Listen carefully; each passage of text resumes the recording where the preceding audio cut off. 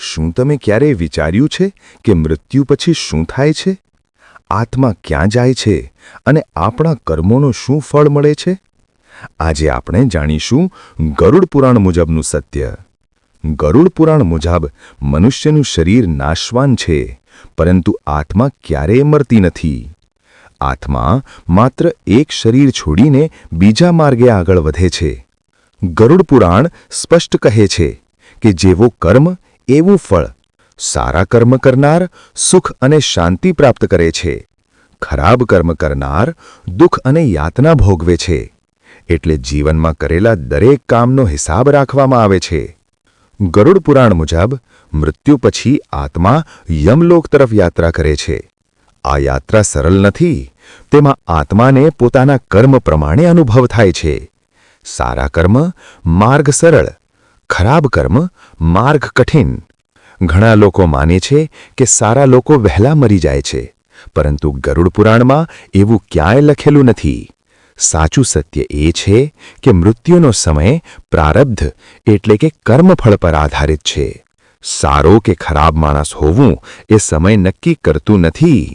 ગરુડ પુરાણ આપણને શીખવે છે, હંમેશા સારા કર્મ કરો, સત્ય અને ધર્મના માર્ગે ચાલો, કોઈને દુઃખ ના આપો, કારણ કે અંતે તમારા કર્મ જ તમારા સાથે જશે.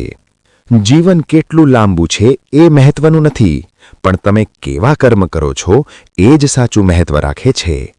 હવે હું જે વાર્તા તમને કહેવા જઈ રહ્યો છું તે વાર્તા અંત સુધી સાંભળવા વિનંતી.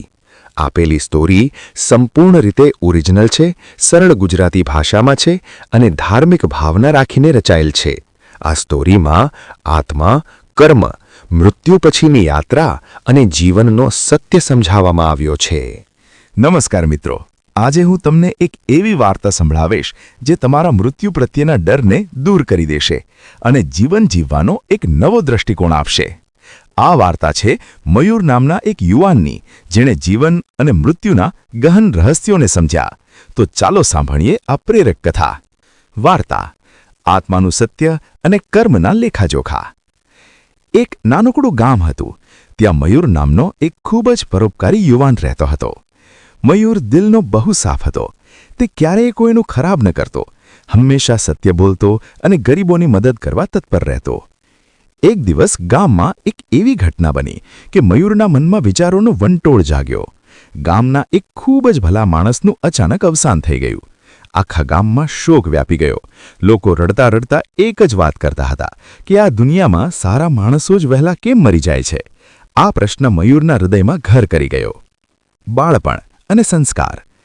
મયુરને નાનપણથી જ તેની માતાએ શીખવ્યું હતું કે બેટા, માણસ પાસે સંપત્તિ હોય કે ના હોય, પણ તેના કર્મ હંમેશા શુદ્ધ હોવા જોઈએ. તેના પિતા મહેનતુ ખેડૂત હતા. મયુરે જ્યારે પિતાને પૂછ્યું કે મૃત્યુ પછી માણસ ક્યાં જાય છે, ત્યારે પિતાએ કહ્યું હતું કે બેટા, આનો જવાબ તો કોઈ જ્ઞાની સંત જ આપી શકે. મિત્રનું મૃત્યુ અને વિષાદ. થોડા સમય પછી મયુરના જીવનમાં મોટો આઘાત આવ્યો. તેનો જીવલગ મિત્ર ધ્રુવ એક અકસ્માતમાં મૃત્યુ પામ્યો. મયુર ભાંગી પડ્યો. તે ઈશ્વર સામે ફરિયાદ કરવા લાગ્યો કે હે પ્રભુ, જો સારા માણસોને જ વહેલા લઈ લેવા હોય તો પછી સારા બનવાનો અર્થ જ શું છે?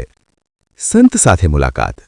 મયુરના આ પ્રશ્નનો જવાબ તેને ત્યારે મળ્યો જ્યારે તેની મુલાકાત ગામની બહાર એક ઘટાદાર વૃક્ષ નીચે બેઠેલા એક તેજસ્વી સંત સાથે થઈ. મયુરે પોતાની મૂંઝવણ સંત સામે રજૂ કરી. સંતે હસીને કહ્યું કે બેટા, લોકો જે વાતો કરે છે એ બધું જ સત્ય નથી હોતું. આત્મા અને કર્મનું રહસ્ય. સંતે સમજાવ્યું કે જેમ આપણે જૂના કપડાં બદલીને નવા પહેરીએ છીએ, તેમજ આત્મા પણ એક શરીર છોડીને બીજું શરીર ધારણ કરે છે. આત્મા ક્યારેય મરતી નથી, તે તો અવિનાશી છે. માણસનું મૃત્યુ ક્યારે થશે એ તેના પ્રારબ્ધ એટલે કે તેના કર્મો પર આધારિત હોય છે. એવું ક્યાંય લખ્યું નથી કે સારા લોકો વહેલા મરે છે. દરેક વ્યક્તિ પોતાની કર્મની યાત્રા પૂરી કરીને જ જાય છે. જીવનની નવી શરૂઆત. સંતની વાતો સાંભળીને મયુરને જ્ઞાન લાદ્યું. તેને સમજાયું કે જીવન કેટલું લાંબુ છે એ મહત્વનું નથી, પણ જીવન કેવી રીતે જીવ્યા એ જ મહત્વનું છે. મયુર હવે પહેલા કરતાં પણ વધુ ઉત્સાહથી સેવાના કાર્યોમાં લાગી ગયો. લોકો તેને ભગવાનનો દૂત માનવા લાગ્યા. વર્ષો વીત્યા. મયુર વૃદ્ધ થયો, પણ તેના ચહેરા પણ ક્યારેય મૃત્યુનો ભય નહોતો. માત્ર એક દિવ્ય શાંતિ હતી. તે હંમેશા કહેતો કે આત્મા અમર છે અને આપણા સારા કર્મો જ આપણી સાચી મૂડી છે. તો મિત્રો, આ વાર્તા પરથી આપણને એ શીખ મળે છે કે મૃત્યુ એ અંત નથી, પણ એક નવી યાત્રાની શરૂઆત છે. સારા કર્મો કરતા રહો, કારણ કે શરીર તો રાખ થઈ જશે, પણ તમારા દ્વારા થયેલી સેવા અને પ્રેમ આ દુનિયામાં હંમેશા જીવંત રહેશે.